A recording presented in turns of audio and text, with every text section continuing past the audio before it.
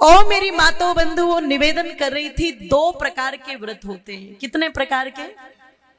2 प्रकार के। आयुर्वेद कहता है अपनी शरीर रूपी मशीनरी को ठीक रखने के लिए आप सप्ताह में प्रतिदिन अन्न खाते ही हैं, और अन्न जो है वो बहुत गरिष्ठ होता है। तो बोले 1 दिन या 2 दिन आप ऐसा कर लीजिए कि उस समय आप अन्न न खा करके फल ले लीजिए, दूध ले लीजिए या और लिक्विड कोई चीज ले लीजिए। तो उससे आपका जो शरीर का तंत्र है वो बिल्कुल ठीक रहेगा। बीमारी आपको लगती है तो उस समय भोजन को थोड़ा सा अपने आप कम कर दो। डॉक्टर भी कहते हैं रोटी मत खाना। तो शरीर रूपी क्रिया को ठीक रखने के लिए सप्ताह में 1 दिन भोजन छोड़ो, 2 दिन छोड़ो, वो अच्छा है। उसका दिनों से कोई लेना देना नहीं है कि वो हमें किस दिन छोड़ना है। आप अपनी इच्छा से चुनाव कर सकते हैं। तो ये किसके लिए है माताओं? शरीर के लिए। उसमें भी शर्त लगा दी, एक तो जो ज्यादा रोगी हो वो ऐसा ना करे, और जो गर्भिणी स्त्री है वो ऐसा ना करे, उसको भोजन नहीं छोड़ना चाहिए। बाकी जो स्वस्थ हैं, अच्छे हैं और कम रोगी हैं वो ऐसा कर सकते हैं। तो ये शरीर के लिए। दूसरी प्रक्रिया जो बताई वो क्या बताई? दूसरा व्रत जो आता है वेद में, अग्नि व्रतपते व्रतम चरिष्यामि। आदरणीय हमारे पूज्य स्वामी जी नैष्ठिक जी बैठे हुए हैं, वो आपको बतला देंगे कि यहाँ पर ये मंत्र जो है 1 बार नहीं आया, ये 5 बार आया। अग्नि व्रतपते व्रतम चरिष्यामि, सूर्य व्रतपते व्रतम चरिष्यामि, चंद्र व्रतपते व्रतम चरिष्यामि, वायु व्रतपते व्रतम चरिष्यामि, व्रता नाम व्रतपते व्रतम चरिष्यामि। मंत्र एक ही है, बस देवता बदल गए। अग्नि को साक्षी मान के, वायु को साक्षी मान के, सूर्य को साक्षी मान के, चंद्रमा को साक्षी मान के, और जो व्रतों का स्वामी है कौन? परमात्मा, उसको साक्षी मान के आप व्रत। मेरी माताओं वो व्रत कौन से है? तो कहा वो व्रत आपकी वाणी का भी व्रत हो सकता है। सत्यम ब्रूयात् प्रियम ब्रूयात्। वो व्रत आपके कानों का भी हो सकता है। भद्रम कृणेभि शृणुयाम देवा। वो व्रत आपके हाथों का भी हो सकता है कि मैं अपने हाथों से जो कर्म करूंगा वो अशुभ नहीं करूंगा, वो सब कर्म कैसे करूंगा? बोलो, शुभ करूंगा, पवित्र कर्म करूंगा, इन हाथों को अच्छे कार्यों में लगाऊंगा। वो व्रत आपके पैरों का भी हो सकता है कि मैं अपने पैरों से चल करके किसी गलत स्थान पे कभी नहीं जाऊंगा, हमेशा मैं अच्छे स्थान पर ही जाऊंगा। तो व्यक्ति अंग प्रत्यंगों से, बुद्धि से, मन से, हर प्रकार से संकल्प वाला बन सकता है, व्रत वाला बन सकता है। मैं व्रत लेता हूं, आज से मैं अपने जीवन में अगर कोई शराब पीता था तो वो छोड़ रहा हूं, सिगरेट पीता था तो वो छोड़ रहा हूं, मांस खाता था तो वो छोड़ रहा हूं, पत्नी को अपशब्द कह करके बोलता था तो वो छोड़ रहा हूं। आप व्रत ले सकते हैं, आप व्रत ले सकती हो। मैं आज से अपने सास ससुर का सम्मान करूंगी, मैं आज से ऐसा कोई कार्य नहीं करूंगी जिसके कारण मेरे पति को कोई कष्ट हो, मैं अपने बच्चों को संस्कारवान बनाऊंगी, मैं देश हित में कोई अच्छा निर्णय लूंगी। ये व्रत सब कर सकते हैं। पर हमारे साथ समस्या क्या हो गई? हमने उस शरीर के ठीक करने वाले व्रत को ही क्या मान लिया? जोर से बोलो, वही सब कुछ मान लिया। इसलिए कोई व्यक्ति कहता है आज मेरा मंगलवार का व्रत है। जिन्होंने मंगलवार के दिन देख लिया होगा ये सीन, बोले हो बड़ा शुभ दिन, हनुमान जी के दर्शन हो गए।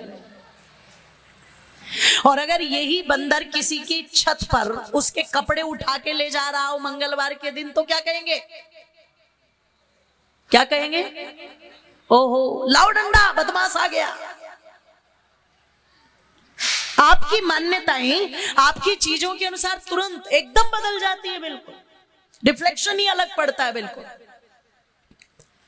तो मैं निवेदन आप लोगों के मध्य में कर दूं, व्रत है कि जीवन में पवित्र संकल्पों को धारण कर ला।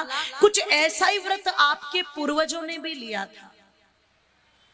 श्री रामचंद्र जी ने व्रत लिए, एक नहीं अनेक व्रत किए श्री रामचंद्र जी ने। जिस समय माता सीता के साथ श्री रामचंद्र जी का विवाह हुआ तो एक व्रत तो श्री रामचंद्र जी ने वहां लिया था। और क्या व्रत लिया था? भगवती माता सीता को श्री रामचंद्र भगवान कहते हैं, सीते हम राजाओं के कुल में कहीं कहीं विवाह करने की परंपरा होती है, पर मैं तुम्हें ये वचन देता हूं और ये व्रत लेता हूं कि राम के हृदय पर अगर पत्नी के रूप में विद्यमान होगी तो वो केवल और केवल मिथिला कुमारी सीता ही होगी। सीता के अतिरिक्त जितनी भी स्त्रियां हैं, मातृवत परदारेषु पर दरवेशु लोष्टवत, अगर आयु में बड़ी हैं तो मेरे लिए मां के समान, अगर छोटी है तो मेरे लिए बहन के समान, और अगर बिल्कुल ही छोटी है तो वो मेरे लिए बेटी के समान होगी। मैं उस दृष्टि से सब मातृशक्ति को देखूंगा। पत्नी के रूप में मेरे हृदय आसन पर तुम विद्यमान रहोगी। ये श्री रामचंद्र जी का क्या था, जरा बोलना एक बार। व्रत था। ईमानदारी से बताना, अगर ये व्रत ले लिया जाए तो किसी के 35 टुकड़े, किसी की गर्दन पर चाकू, किसी के इनकार करने पर मुंह पर तेजाब, कहीं 4 साल की बच्ची का शील भंग कर दिया, कहीं पता लगा शरीर के साथ इतनी बर्बरता दिखाई कि बिल्कुल कसाई को भी पीछे छोड़ दिया। 4 साल से लेकर के 60 साल की महिला तक इस देश में सुरक्षा की अनुभूति नहीं कर रही है, तो बताओ ये किस कारण से हो रहा है? क्योंकि इस प्रकार के व्रत कुछ नीच लोगों के अंदर, जोर से बोलो, नहीं है, इसलिए हो रहा है ना। अच्छा, तालियां बजाया करो तो सब बजाया करो, 2-4 चटर पटर मत किया करो, सारे बजाओ। चलो,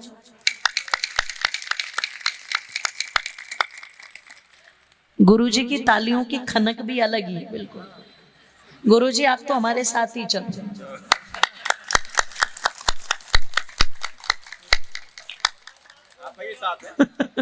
वो तो शिष्य मंडली तैयार कर दी गुरुजी ने। बोलिए सत्य सनातन वैदिक धर्म की जय हो। कुछ ऐसे पुरुष दूषित मानसिकता के, जिनकी दृष्टि बिल्कुल अपवित्र, बिल्कुल गिरी हुई, और इसमें केवल पुरुष दोषी हो ऐसा नहीं है, इसमें आप भी दोषी हो। अगर आप बहन बनकर के चलोगी, आप बेटी बनकर के चलोगी, तो रक्षा करने के लिए भाई और पिता जरूर मिलेंगे, पर यदि आप तितली बनकर के चलोगी तो उसके पंखों को नोचने वाले दरिंदे भी बहुत सारे मिलेंगे।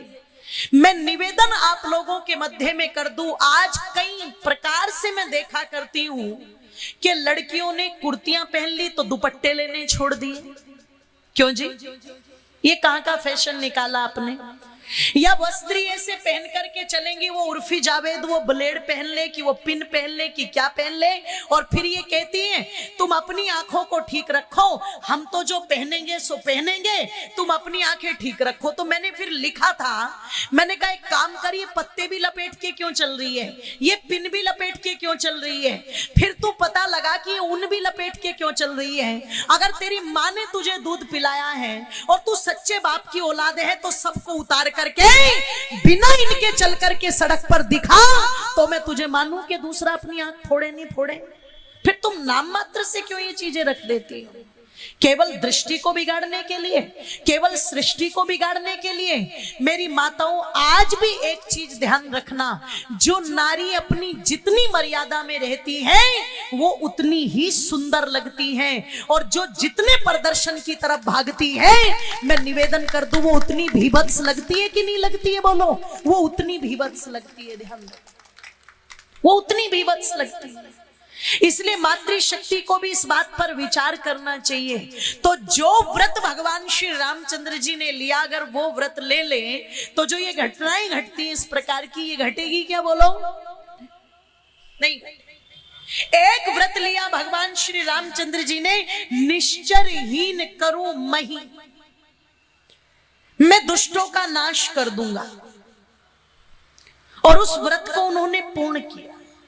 एक व्रत उन्होंने ले लिया कि मैं अपने माता पिता की आज्ञा का, जोर से बोलो, सुन जननी सोई सुत बड़ भागी, जो पितुमात वचन अनुरागी, और अपने पुत्र के व्रतों को देख करके उस समय त्रेता युग में रोते रोते महाराज दशरथ ने कहा था, हे प्रभु, यदि मैंने सच्चे मन से तेरी प्रार्थना की हो, सच्चे मन से तेरी उपासना की हो, तो आज कुछ ऐसा कर दे, ऐसा कर दे कि ये मेरा जो बेटा है ना, ये ज्येष्ठ पुत्र मेरा राम, ये आज मेरी बात न माने। क्या वाक्य है जी, बोलो, मेरा बेटा मेरी बात न माने, ये वन ना जाए, कुछ ऐसा कर दे। ये व्रत लिया राम ने। पिता ये कह रहा है कि मेरा बेटा मेरी बात न माने। और सुनना जरा, आज भी लोग हैं, उधर मत देखो आप लोग, ये हो जाएगी अपने अव्यवस्था, नीचे नहीं आएगा वो, चिंता मत करो, इतनी बुद्धि तो भगवान ने उसे दी है। निवेदन कर दूं आप लोगों के सामने, आज भी संतानें हैं, आज माता पिता रो रहे हैं, पर वो क्या कह करके रो रहे हैं कि अगर हमने कुछ अच्छे कर्म किए हो, कुछ अच्छा किया हो, तो कम से कम एक बार तो हमारी संतान हमारी बात, जोर से बोलो, आज भी रो रही, पर वो बिल्कुल विपरीत है, उनका रोना और उसका रोना बिल्कुल विपरीत है। तो ये क्या था? ये व्रत थे। माता सीता व्रतों में बंधी हुई थी, इसलिए पति के साथ साथ जा रही है। माता उर्मिला व्रतों में बंधी हुई है, इसलिए जिस समय लक्ष्मण उर्मिला जी से मिलने गए तो एक बात कही थी उर्मिला जी को लक्ष्मण जी ने कि देवी, यदि तुम साथ चलना चाहो तो चल सकती हो। तो क्या कहती उर्मिला, आप वहां पर घूमने के लिए जा रहे हैं या भाई की सेवा करने के लिए जा रहे हैं? तो लक्ष्मण जी ने कहा था, उर्मिले, मैं तो अपने भाई के चरणों का दास बनकर के उनकी सेवा में उपस्थित होने के लिए जा रहा हूं। तो उर्मिला कहती है, जब भाई की सेवा के लिए जा रहे हो तो मुझ भार को अपने साथ क्यों ले जाते हो? अगर मैं साथ चली तो आपका ध्यान मुझ पर रहेगा, फिर जिस समर्पण के साथ आपको अपने भैया की सेवा करनी चाहिए आप नहीं कर पाओगे। मैं आपकी सेवा में कोई बाधा उत्पन्न नहीं करना चाहती, इसलिए मैं साथ नहीं चलूंगी। एक तो वो उर्मिला है और एक ये हमारी 2023 की भी लेटेस्ट उर्मिला है। अगर इन्हें पता लग जाए कि भाई भाई ने आज बहुत प्यार से बात की और कुछ लेन देन हो चला है, तो तुरंत ऐसा करवा चौथ मनाती है, पति का 1 महीने तक बुझता नहीं वो करवा चौथ का दीवा। होता है कि नहीं होता? आज भी नहीं पता लग जाए। निवेदन आप लोगों के मध्य में कर दो, क्यों बात की, कैसे बात की, मुझसे बिना पूछे कैसे दे दिए, मैं कुछ हुई नहीं क्या? एक काम करो, तू तेरा भाई नाच में चली अपने माइक। आप विचार करना, ये क्या थे? ये झूठे व्रत नहीं थे, ये क्या थे? जोर से बोलो, सच्चे व्रत थे। एक बात बताओ, अगर भगवान कृष्ण के जीवन में व्रत ना होता तो क्या पांडव युद्ध जीत पाते? अगर छत्रपति शिवाजी के मन में व्रत ना होता तो क्या वो मुगलों से लड़ पाते? अगर गुरु गोविंद सिंह का व्रत ना होता तो क्या वो अपने बच्चों की कुर्बानी दे पाते? और अगर महाराणा प्रताप का व्रत ना होता, ओ मेरी माता बंधुओं, तो क्या इतना आसान था अकबर जैसे व्यक्ति को भी अपनी मृत्यु पर रुला देना? वो व्रतों में बंधे हुए थे।